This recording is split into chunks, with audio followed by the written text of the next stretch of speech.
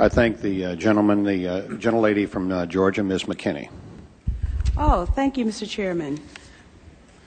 Mr. Secretary, I watched President Bush deliver a moving speech at the United Nations in September 2003, in which he mentioned the crisis of the sex trade. The President called for the punishment of those involved in this horrible business. But at the very moment of that speech, DynCorp was exposed for having been involved in the buying and selling of young women and children. While all of this was going on, DynCorp kept the Pentagon contract to administer the smallpox and anthrax vaccines and is now working on a plague vaccine through the Joint Vaccine Acquisition Program. Mr. Secretary, is it policy of the U.S. government to reward companies that traffic in women and little girls? That's my first question. My second question, Mr. Secretary, according to the Comptroller General of the United States, there are serious financial management problems at the Pentagon, to which Mr. Cooper alluded. Fiscal year 1999, $2.3 trillion missing.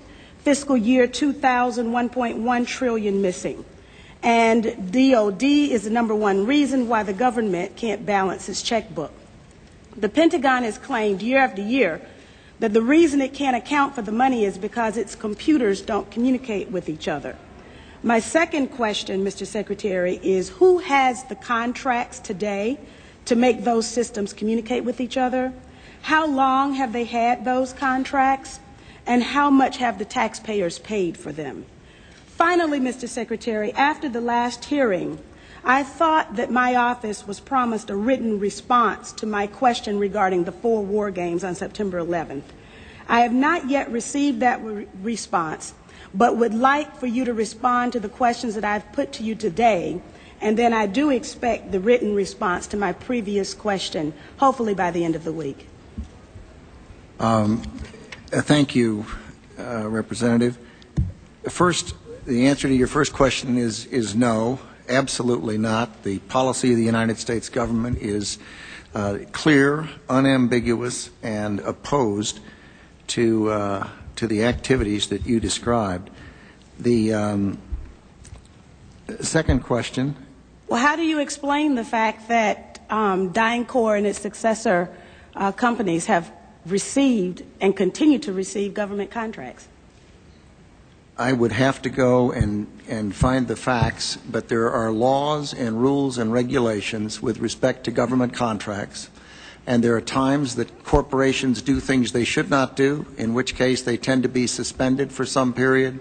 There are times then that under the laws and the rules and regulations passed by the Congress and implemented by the executive branch, that corporations can get off of out of the penalty box, if you will, and be permitted to engage in contracts with the government. They're not generally not barred in perpetuity. This company was never in the penalty box. If you could proceed to my second question, please. The second question.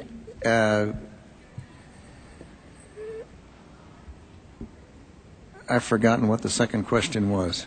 I think Ms. Jonas knows it. Okay.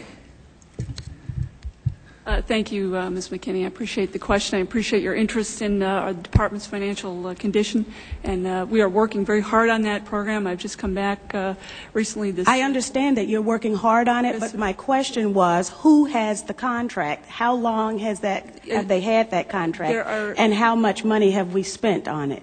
In general, we spend about $20 billion in the Department on Information Technology Systems. The accounting systems are part of that. I can get you the exact number for the record of what we spend on our current, what we call legacy systems, and those that we're moving toward. And who has the contracts? That would be a multitude of individuals. Could you name some, please? Well, I think off the top of my head, well, I would rather not. I'd rather provide that for the record. That's not privileged information, is it? I'm sure it's not. Well, please. Yeah. And we still have time, so please. I would be glad to provide for the record. I don't want to talk from the top of my head and be incorrect. On your first question, I'm advised by Dr. Chu that it was not the corporation that was engaged in the activities you characterized, but I'm told it was an employee of the corporation. And it was some years ago in the Balkans that took place. It's my understanding that it continues to take place, and Is that right? Yes. Well, if you can give me information to that I'm effect, sure we you will. are interested in all of the information that I have, and I'll be more than happy to provide it to you. Good, thank you. But I would also like to get information from you. Okay. For example, the information that I just requested about who has those contracts. Certainly. Let me assure the gentlelady that we'll make sure that this exchange of information takes place. And Mr. Secretary, if you can get back with us on the DynCorp We will. story, we'll get that to the gentlelady. We'll get Thank back, you, Mr. Chairman. We'll get back on both of the first two questions, but the Congresswoman has raised the other question twice now, and I'd like to have General Myers respond because you mentioned it in the last hearing, and I think it would be helpful to get the answer, even though Okay. we're on red, if you don't mind, Mr. Chairman. General Myers, go right But ahead. I would like to have the answer in writing as well, as I thought my office was promised. Okay, I don't know about the promise, Congresswoman, but could you repeat the question to make sure I'm answering the right question? This is 9/11 question. The question was, we had 4 war games going on September 11th, and the question that I tried to pose before the Secretary had to go to lunch was whether or not the activities of the 4 war games going on September 11th actually impaired our ability to respond to the attacks. The answer to the question is no, did not impair our response. In fact, General Eberhart, who was then the commander of North American Aerospace Defense Command, as he testified in front of the 9/11 Commission, I believe he told them that it enhanced our ability to respond, given that NORAD didn't have the overall responsibility for responding to the attacks today. That was an FAA responsibility. But they were 2 CPXs. There was 1 Department of Justice exercise that didn't have anything to do with the other 3. And there was an actual operation ongoing because there was some Russian bomber activity up near Alaska. So Let me ask you this then. Who was in charge of managing those war games? And General, why don't you give the best answer you can here in a short period of time, and we'll. The gentlelady wants to get a written answer anyway, and then we can move on to other folks. The important thing is to realize is North American Aerospace Defense Command was responsible. These are command post exercises. What that means is all the battle positions that are normally not filled are indeed filled.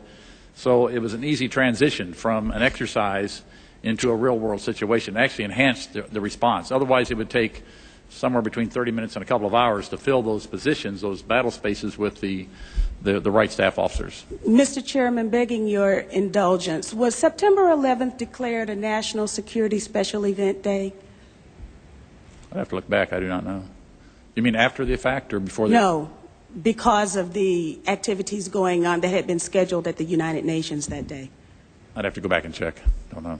Thank you. Okay. I thank the gentlelady. The chair would ask the gentleman from South Carolina to indulge us in that I should have called on Mr. Marshall here in the regular order and missed him, and the gentleman was here. So, if that is that okay, Mr. Wilson? We'll recognize the gentleman from Georgia, Mr. Marshall. Thank you, Mr. Chairman, and I appreciate Mr. Wilson's indulgence. Well, you're going to owe him. Probably not very much.